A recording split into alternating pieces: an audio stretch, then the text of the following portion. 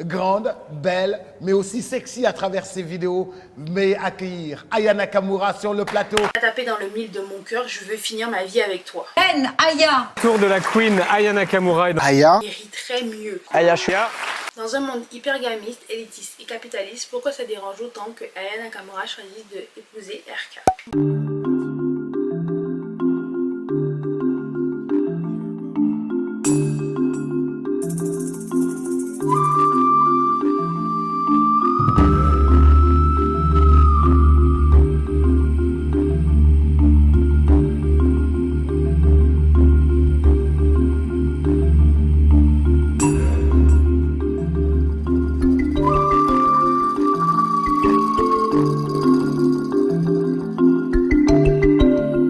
Je pense qu'il faut que je vous explique, que je vous donne un minimum de contexte. RK, de son vrai nom, Ryan Khartoum, le 7 novembre 2001, d'origine algérienne, est un rappeur français. RK, il commence à chanter environ de l'âge de 13 ans. Je vais vous donner un contexte très rapide, vous allez comprendre pourquoi. Il commence à chanter de l'âge de 13 ans, il est vite repéré, il est vite connu, il fait les premières parties de gradure, de Eusel Enfoiré, de VG Dream, il a une certification de diamant, et adore, bref, sa musique explose et il est plutôt connu dans les années 2018. Peu de temps après, en 2021, il est déjà condamné à 6 mois de prison avec sursis probatoire pour violence conjugale envers son ex-copine. Personnes qui ont été touchées par ça. J'aimerais vraiment m'excuser une 50 millionième fois à cette femme, tu vois, devant la télé. J'aimerais m'excuser auprès de toutes les personnes qui ont été touchées par ça. Je sais que j'ai déçu beaucoup de gens. 2021, t'as 20 ans, t'es condamné à 6 mois de prison avec sursis pour avoir frappé au visage ton ex-petite amie, interdiction d'entrer en contact avec la victime, t'as dû suivre un stage de responsabilisation. En 2025, il est condamné pour extorsion de fonds en bonne organisée avec des amis. Ils ont menacé son ancien manager et ils ont cassé le domicile familial de son ancien manager. Je pense que c'est important de le souligner. Bon, c'est toujours très délicat quand il s'agit de récupérer de l'argent qui est dû. Vous avez bien vu comme poupette exactement. Je devais quand même vous le dire pour ne rien vous cacher. On va passer directement à Aya. Donc Aya, son vrai nom c'est Aya Coco Dia Nyoko. Donc Aya Nakamura, elle était fan dans One Piece je crois, et c'est pour ça qu'elle s'appelle Aya Nakamura. Elle est née le 10 mai 1995 au Mali. Aya a 31 ans et lui il en a 24. De ses 19 ans, le premier album Karma il sort, elle Love Don't Voyou en 2015. Elle fait la première partie de Davido à cette période-là qui lui donne une propulsion dans sa carrière. Et elle signe chez Warner qui est une grande maison de disques en 2016. On connaît après par la suite Journal Intime, Jaja, Pookie, La Dot en 2018. Et elle devient dans les charts la première artiste aussi connue qui, historiquement en France, donc c'est le morceau qui devient disque diamant et atteint une performance historique. Elle devient la première chanteuse francophone interprétée par une artiste féminine à prendre la tête des ventes depuis 1961, l'année où Edith Piaf a réalisé Non je ne regrette rien. Oh, rien de rien. Donc Aya Nakamura, il faut savoir qu'elle a chanté au JO 2024 en France. Devenue française en 2021, je pense que c'est super important de le souligner parce qu'elle aurait pu faire le choix fiscalement de ne pas être française. Et voilà, elle a quand même un amour pour la patrie. Elle collabore avec Balenciaga, elle devient l'égérie Lancôme et elle participe au Met Gala demandé par Anya Wintour. Je pense que c'est super important et elle interprète Fly au Vogue World Paris sur la place Vendôme.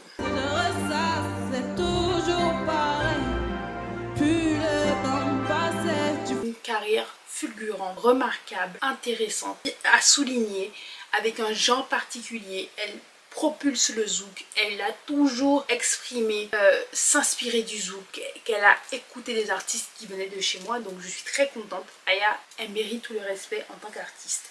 On va parler directement de sa vie privée, ça va aller très vite parce que vous avez quand même besoin de savoir tout ça. En 2007, elle devient la mère pour la première fois. En 2017, elle demande la nationalité française, elle l'obtient en 2021. En 2018, elle se met en couple avec Niska. Ça va toi? Super important, écoutez bien. En 2018, elle se met en couple avec Niska. Et c'est à ce moment-là qu'elle sort la dot. Parce qu'il faut que je vous en parle. Vous êtes nombreuses à critiquer le fait qu'elle s'est mise avec RK. Parce que vous pensez qu'elle mériterait mieux. Elle mériterait quelqu'un qui soit à son niveau. Quelqu'un qui peut-être une place dans la... Vous oubliez, vous avez la mémoire courte qu'elle l'a déjà fait. Elle s'est mise avec Niska qui était une grande figure d'autorité dans le rap français. Ce n'était pas n'importe qui. Le terme charo a été popularisé par lui, charo live, charognard, tout ça. Des mouvements de danse, et voilà. Il a tapé dans la fourmilière, il a été quelqu'un et il est quelqu'un remarquable dans le rap français. Elle s'est mise avec lui. Et à ce moment-là, quand elle s'est mise avec lui, elle a fait le son La Dot. Je sais que toutes les chansons ne sont pas tirées de la vie privée des stars.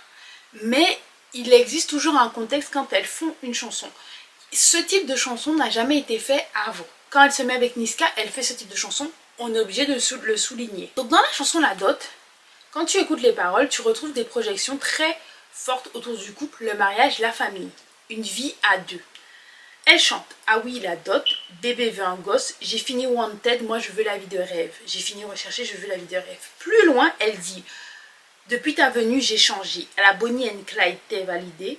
T'as tapé dans le mille de mon cœur, je veux finir ma vie avec toi. Je veux finir la vida avec toi. » Et je trouve ça très intéressant. Le fait d'utiliser des personnes d'autorité comme Bonnie and Clyde montre deux personnes puissantes, comme Jay-Z, Beyoncé. Parce que vous attendez à ce que Aya prenne quelqu'un de puissance, comme par exemple Kylie Jenner qui est avec Chalamet ou d'autres rappeurs connus, Kim Kardashian qui est maintenant avec Lewis Hamilton, Mbappé qui est avec Esther Espacito, je crois que c'est ça son nom. Vous vouliez deux personnes fulgurantes ensemble, dans le même domaine ou pas du tout. Et je peux le comprendre. Sauf que Aya, elle l'a fait. Qu'est-ce que ça a donné? Elle s'est fait humilier par Niska. Niska n'a jamais, au grand jamais, exprimé l'envie de la montrer au public, l'envie de montrer qu'il était avec elle, un peu misogynie noire aussi sur les bords. Niska n'a jamais assumé Aya.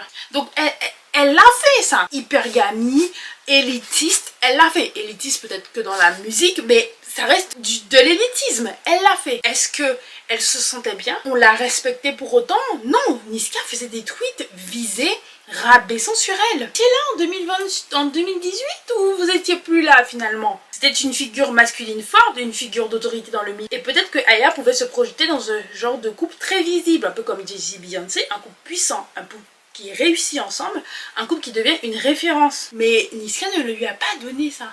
Puis en 2020 arrive Vladimir. Vous l'avez beaucoup critiqué, mais Vladimir est un producteur, réalisateur de films, vidéaste. Par la suite, il a fait une casquette un peu plus DA. C'est lui qui a réalisé le clip Pookie de Aya. Un clip qui a eu des bons résultats, connu par tous.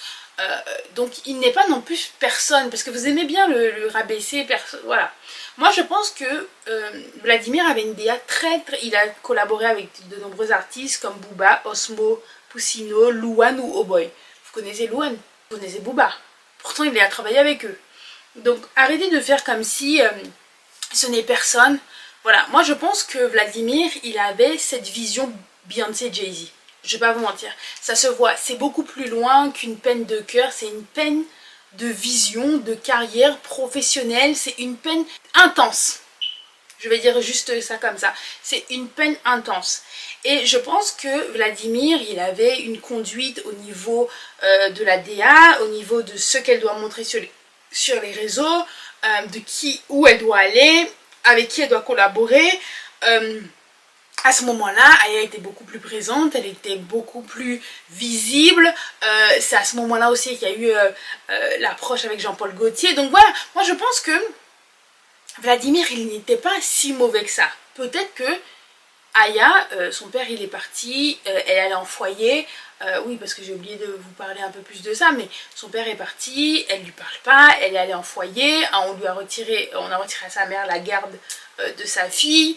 Elle est très proche de sa mère, mais je pense que c'est un moment qui n'est pas facile pour tout le monde. Peut-être qu'elle voulait juste une romance. Elle n'est pas avec le père de sa première fille, elle fait un enfant avec toi.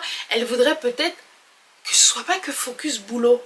Que ce soit pas comme Jay-Z qui prend Beyoncé très jeune et qui la forme. Elle voulait pas finir comme Michael Jackson. Et elle voulait un peu plus un côté romantique, un côté mignon, un côté romance, un côté je lâche la pression avec toi et si j'ai envie de faire un snap en fumant un joint, c'est ok. Et peut-être que Vladimir était un peu plus carré, un peu plus russe, un peu plus corse et c'est ok. Mais c'est pas ce qu'elle attendait et c'est peut-être pas ce qu'elle a eu. Alors j'ai pas envie de continuer à véhiculer l'image que Vladimir n'est personne, c'est totalement faux. Arrêtez de vous mettre ça dans votre idée. C'est quand même une figure d'autorité dans son milieu et il voulait construire une union, une stabilité. Malheureusement, ce ne sont pas des gens qui se sont accordés, puisqu'il y a eu des histoires de violence réciproque. Voilà.